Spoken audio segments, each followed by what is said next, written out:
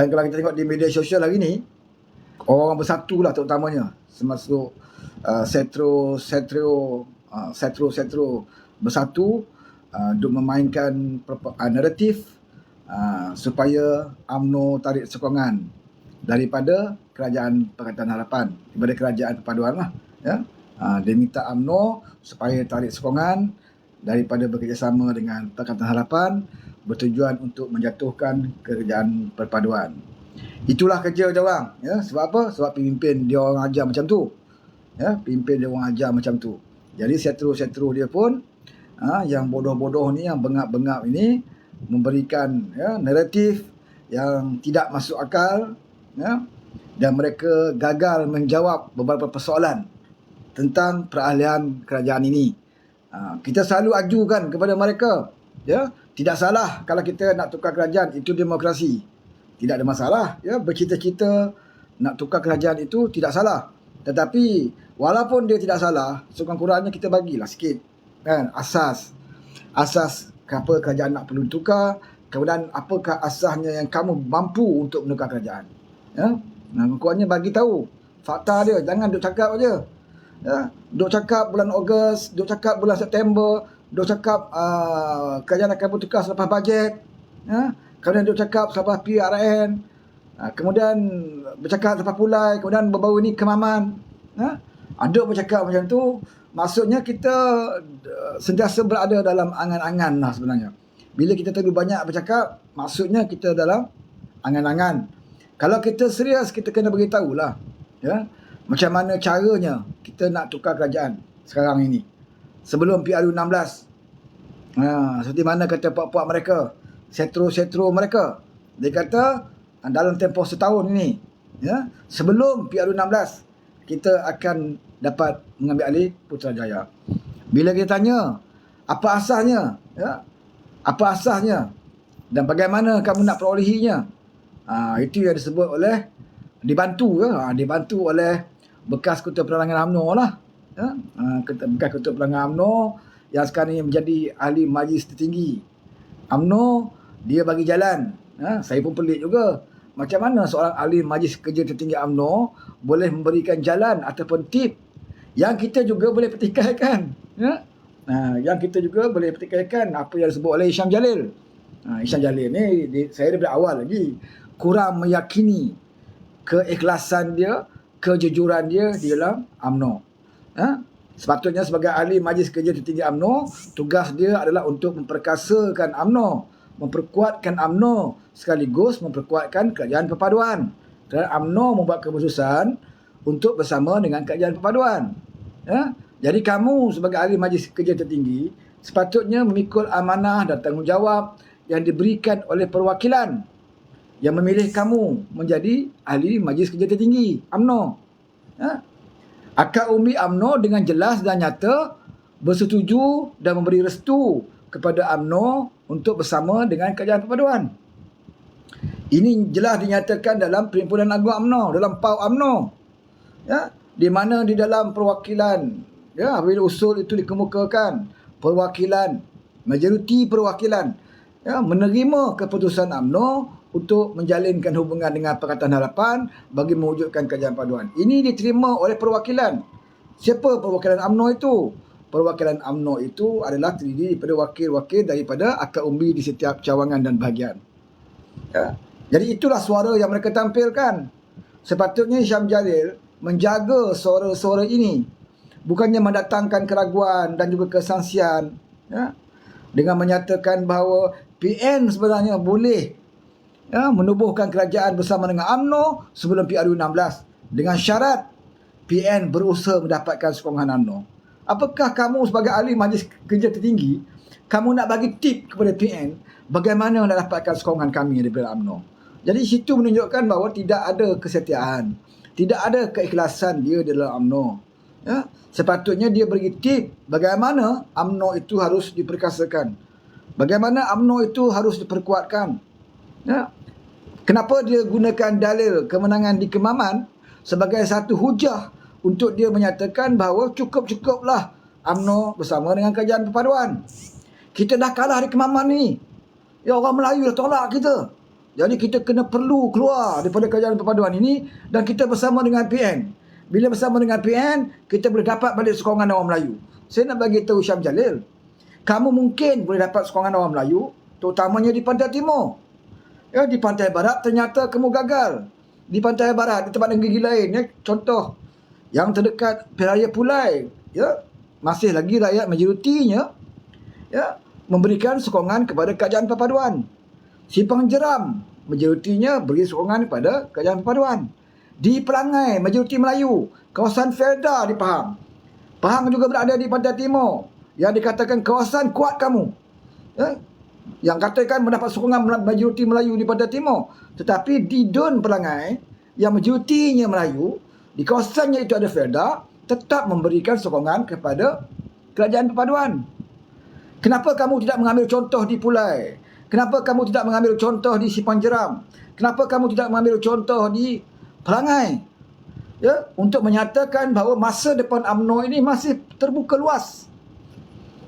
Asalkan gerak kerja dilakukan, strategi dilakukan, ya, pendekatan yang terbaik dilakukan untuk mengembalikan semula sokongan orang Melayu kepada UMNO.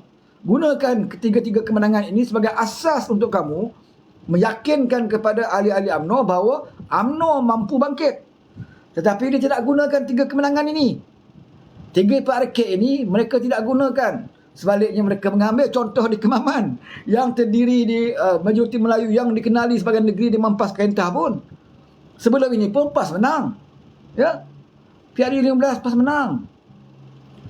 Ya. Kemenangan PAS kali dalam PRK di Kemaman tidak memberi apa-apa makna. Ya. Sebab memang kerusi dia menang pun dan dia ambil balik kerusi itu. Jadi apa maknanya? Apa nilai tambah? Tidak ada nilai tambah, saudara. Kecuali kalau BN menang di Kemaman, dia ada nilai tambah kepada kerajaan perpaduan. Tetapi kalau PAS menang di Kemaman, apa nilai tambahnya? Sebab kerusi itu memang kerusi dia. Kan? Jadi kenapa menggunakan ya PRK Kemaman sebagai hujah yang kononnya kuat untuk menyatakan bahawa UMNO harus tinggalkan ya Pakatan Harapan untuk bersama dengan PN. Jadi jelas bahawa sebenarnya mereka tidak boleh menerima hakikat ya 3 pilihan raya sebelum ini mereka gagal untuk membuktikan bahawa rakyat menyokong mereka. Mereka hanya menggunakan keputusan di Kemaman ya, tempat yang satu terpencil di Kemaman di sebuah negeri yang PAS menang kebanyakannya adalah suatu hujah kononnya Melayu tolak UMNO ya. Ini bukan masalah Melayu tolak UMNO. Ya, calon daripada keadilan amanah pernah bertanding di Kemaman dan kalah. Ini kan bukan masalah UMNO. Kalau nak katakan UMNO saja yang bermasalah, UMNO saja ditolak oleh orang Melayu, tentunya kursi-kursi lain yang ditandingi oleh amanah dan juga keadilan menang. Ya, bermakna di Kemaman, di Terengganu ini masih lagi sebuah negeri yang belum dapat menerima kerajaan perpaduan. Itu saja, bukan masalah UMNO. Ya. Dan kerajaan perpaduan tahu benda ini. Kelantan, Terengganu kita faham. Dari sebelum PRU 15 pun memang kita akui akan cabaran-cabaran ini. Tetapi ini bukan menunjukkan bahawa mereka kuat. Ya? Sehingga UMNO terpaksa keluar daripada Pakatan Harapan. Ya? Tak kuat, saudara. Ya? Kalau pemimpin UMNO ya, masih kekal sekarang ini, masih kekal cerdik sekarang ini, apatah lagi apabila melihat Parti Bersatu yang semakin bercelaru, berkecamuk. Ya, berkecamuk, saudara. Ya, jadi Muhyiddin ini apabila dia mencadangkan supaya UMNO keluar dari Pakatan Harapan ya, bersama dengan dia, bersama dengan Pakatan Nasional, hanyalah tujuan dia untuk melindungi kegagalan dia sebagai Presiden Parti Bersatu. Itu saja. Mereka tidak mahu rakyat membicarakan tentang kegagalan dia. Ya, dia jadi Presiden Bersatu, 5 orang ahli parlimen yang dia sokong, yang dia sign watikah, 5 orang ini menyatakan secara terbuka menyokong kepimpinan PMX. Itu kegagalan dia. Ya, kegagalan dia. Bertitik tolak daripada kegagalan itulah, maka di dalam ucapan dasar Presiden, ya, dalam himpunan Parti Bersatu, ya, Parti PBBM ini, dalam ucapan dasarnya, dia dah menyuarakan hasrat dia untuk tidak bertanding, untuk tidak mengekalkan jawatan presiden yang dia pegang. Kita ingat dia serius. Kita ingatkan dia ni tidak seperti Mamak Karala tu, orang tua saka tu, yang pernah mengumumkan letak jawatan kemudian terima balik. Kita ingatkan Muhyiddin ada keberanian untuk membuat keputusan. Rupa-rupanya lagi teruk. Lagi teruk, saudara. Tak sampai 24 jam dia buat U-turn. Tarik balik. Dan yang paling lawak, yang paling lucu sekali, keputusan dia menarik balik apa yang dia sebut bukan kerana kehendak perwakilan, bukan kerana kehendak Majlis Tertinggi Bersatu, tetapi secara terbuka dia sebut keputusan itu dibuat atas kehendak dan pujukan rayu isteri tersayang. Ini dia. Ini dia. Nadanya bukan kerana kamu wahai ahli bersatu, bukan kerana kamu wahai perwakilan bersatu, bukan kerana kamu pimpinan dalam majlis tertinggi Parti Bersatu, tetapi saya memandang serius dan juga saya mendengar nasihat daripada isteri saya yang tercinta. Sebab itulah hari ini kita jangan pelik. Kalau dulu dia jadi Perdana Menteri 17 bulan, kerajaan itu gagal. Sebab apa gagal? Sebab kita waktu itu ada Perdana Menteri yang mempunyai orang yang tinggi lagi daripada dia, iaitu isteri dia yang tersayang. Merujuk kepada isteri-isterinya.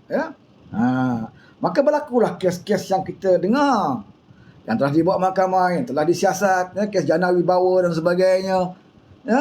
Kemungkinan atas nasihat-nasihat ini. Tak peliklah kalau ada menantu yang hari ini berada di luar negara tak balik-balik. Apa sebab tak balik? Mungkin atas nasihat-nasihat yang diterima daripada yang tersayang ini. Kaum kerabat dosa kau, anak, menantu. Kalau dah abah kau makan, pergi kepada keluarga-keluarganya macam tu, takkanlah si Mezah ni nak duduk diam.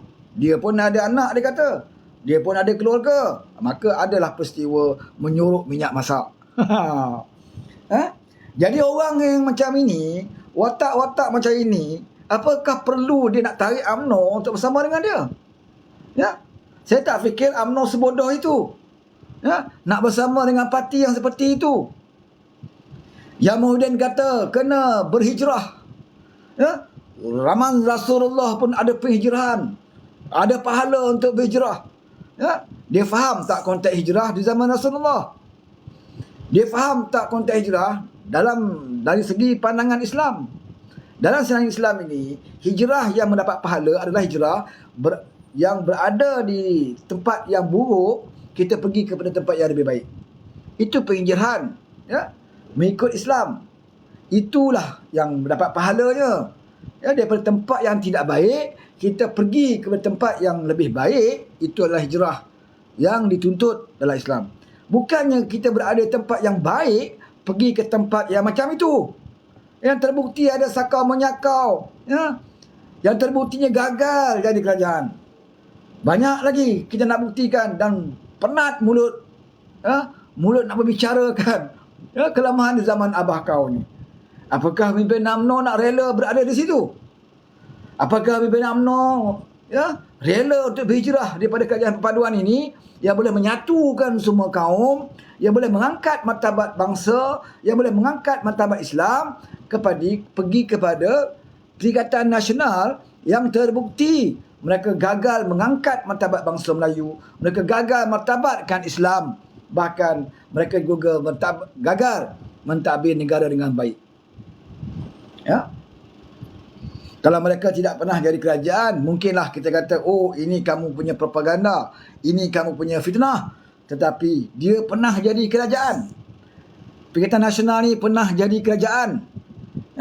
Dan kita boleh buktikan kegagalan-kegagalan mereka. Apakah kita nak UMNO yang hari ini elok-elok duduk buat kerajaan perpaduan, yang kedudukan partinya dihargai, tidak pernah mereka nikmati suatu mereka berada dalam kerajaan perikatan? Apakah UMNO sebegitu bodoh nak ikut nasihat Isham Jalil ini untuk pergi kepada Perikatan Nasional? Mungkin Isham Jalil memberi pandangan itu sebab dia tak dapat apa yang dia nak. Dia tak dapat apa yang dia nak. Dia tengok kawan-kawan lain dapat. Ya, jadi menteri, jadi timbalan menteri, pegang JLC dan sebagainya. Jadi dia mungkin rasa dia tidak dapat apa-apa, maka tidak ada kerja yang patut saya buat. Ya, di dalam UMNO ini selain daripada untuk mengkucar-kacirkan UMNO. Itu yang dilakukan. Ya.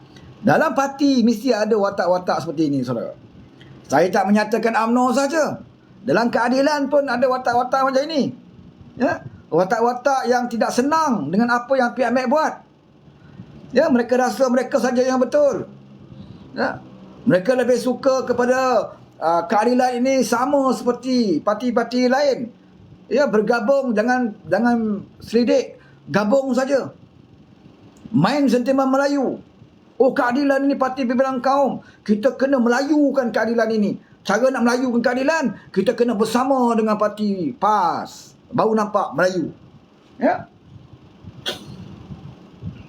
Saya nak bagi tahu saudara, masalah dalam negara kita ini, masalah yang bertahun sebelum ini, yang melanda negara kita ini, bukan masalah kaum. Bukan masalah Melayu, Cina, India, Bengali, Kadazan, Iban, Bidayu. Bukan masalah itu, saudara. Kalau betul kita nak baiki negara kita, bukan kita pergi tuju kepada ataupun kita fokus kepada masalah kaum. Bukan kita fokus kepada masalah agama. Negara kita hancur bukan kerana ramainya orang mengikuti konsep-konsep ini. Konsep hiburan ini. Bukan kerana itu. Konsep pula yang berlaku dalam negara kita puluhan tahun. Daripada zaman Tun Abdul Rahman, Tun Razak, Mahathir. Ada je konsep dalam negara kita. Apakah dia memusnahkan negara? Dia tidak memusnahkan negara. Dia tidak menghancurkan negara. Ya. Yang memusnahkan negara kita, yang menghancurkan perpaduan negara kita adalah pemimpin-pemimpin politik yang rakus. Pemimpin-pemimpin politik yang tamak kuasa. Pemimpin-pemimpin politik yang suka buat kerja perintah dan pecah dan perintah. Ini yang merosakkan perpaduan negara kita. Ini yang merosakkan ekonomi negara kita. Kena ada pemimpin ini. Jangan salahkan anak muda. Ya. Negara kita rosak bukan kerana anak muda. Bukan kerana mak merempet ini. Ya, bukan kerana orang yang ikuti konsert. Yang dengar, yang mengikuti hiburan. Bukan mereka yang merosakkan negara kita. Yang merosakkan negara kita adalah pemimpin-pemimpin politik. Seperti yang saya sebut tadi. Jadi kalau kerajaan Malaysia Madani nak mengangkat martabat negara kita, musuh utama kerajaan Malaysia Madani adalah orang-orang politik seperti ini. Itu fokus kita. Bukan isu kaum. Bukan isu agama. Ya. Kerana kalau ada parti-parti politik atau pemimpin-pemimpin yang memainkan sentimen kaum dan agama dan negara ini untuk kepentingan mereka, nescaya tunggulah saat kehancurannya. Kita ada sejarah. Ya. Pertelingkahan berlaku di kalangan umat Islam. Perpecahan berlaku di kalangan umat Islam kerana adanya pemimpin politik yang menunggang agama ini. Bukan sekadar kita berbalah, bukan sekadar kita berpecah, bahkan kita saling bunuh-membunuh sesama kita. Berlakunya peristiwa Memali adalah pertarungan. Ya, pertarungan, pergaduhan yang maha hebat sehingga menempahkan darah. Yang tertumpah darah di Memali itu bukan kaum lain. Yang tertumpah darah di Memali itu bukannya Israel, Yahudi atau Zionis. Yang tertumpah darah di Memali itu adalah orang Melayu beragama Islam. Di satu pihak. Dan di satu pihak juga terlibat juga orang Melayu yang beragama Islam. Sama-sama. Kerana apa berlaku peristiwa Memali? Bukan kerana konsert. Bukan kerana ada anak muda tengok konsert. Bukan kerana kaum Cina. Bukan kerana kaum India. Peristiwa Memali berlaku kerana ada satu pemimpin politik yang menunggang agama, menghasut umat Islam supaya bangun dan berjihad melawan kerajaan yang sah. Itu punca dia. Mereka tidak sabar untuk melalui pilihan raya. Ya, mereka nak, kalau boleh, mereka nak jadi kerajaan terus. Tak ada demokrasi pun tak apa. Mereka nak jadi kerajaan dengan rakus. Sebab itu dalam ucapan-ucapan mereka memainkan sentimen ini. Ya. Maka bertempur sesama kita di Memali. Nah, kerana apa? Kerana mereka yakin bahawa apa yang mereka buat itu jihad. Kerana guru mereka bagi tahu itu adalah jihad. Kerana guru mereka bagi tahu bahawa kalau mati di dalam kerja-kerja ini, matinya mati syahid. Siapa umat Islam yang tidak mahu mati syahid? Kita tidak perlu pergi ke Palestin. Kita tidak perlu pergi ke Gaza. Kita boleh syahid dengan kita mengikut kata-kata guru sesat ini. Buat apa nak pergi Palestin? Buat apa nak pergi Gaza? Lawan kerajaan je. Ya, dengar cakap tok guru. Lawan dia. Kalau kita mati syahid. Betapa mudahnya ya, mereka memperdaya umat Islam dengan menggunakan agama. Sedangkan yang bercakap itu tak mau berjuang. Dia tidak berjuang, saudara. Dia bagi amanat. Dia bagi fatwa. Tetapi dia tidak berada di tempat pertempuran. Dia tidak ada di situ. Dia tidak mengetui peperangan itu. Dia berbeza pada zaman Nabi dan juga zaman sahabat. Apabila dia berdepan dengan musuh, yang musuh Islam ketika itu, yang mengetui peperangan itu adalah Nabi sendiri. Yang mengetui peperangan itu adalah sahabat sendiri. Tetapi di Malaysia ini, mereka jual perkataan syahid. Mereka jual perkataan jihad. Tetapi yang bercakap itu, dia tidak berada di situ. Dia berada di negeri dia. Dia berada di kawasan dia goyang telur. Orang lain berjuang. Orang lain mati. Dia keluarkan hukum. Itulah mati syahid. Dia masih hidup. Dia tak nak mati syahid. Sebab dia tahu bukan syahid. Sebab dia yakin bukan syahid. Sebab itu dia tidak bertempur. Dia suruh anak buah saja bertempur. Kemudian dia beritahu waris-waris, kamu jangan bimbang. Kamu jangan bersedih. Ya, ayah kamu, anak kamu, adik-adik kamu, abang kamu itu mati syahid. Dah confirm pergi syurga. Jangan bimbang, jangan bersedih. Ayo kita tubuhkan tabung memali. Ayo tubuh tabung memali. Sampai ke sudah juta-juta ringgit dikumpulkan daripada tabung memali. Dengan menggunakan modal syahid ini. Ya, konon-kononnya. Untuk membantu waris-waris di memali. Bertahun tubuh memali diwujudkan. Sampai ke sudah tabung memali tidak pernah diaudit.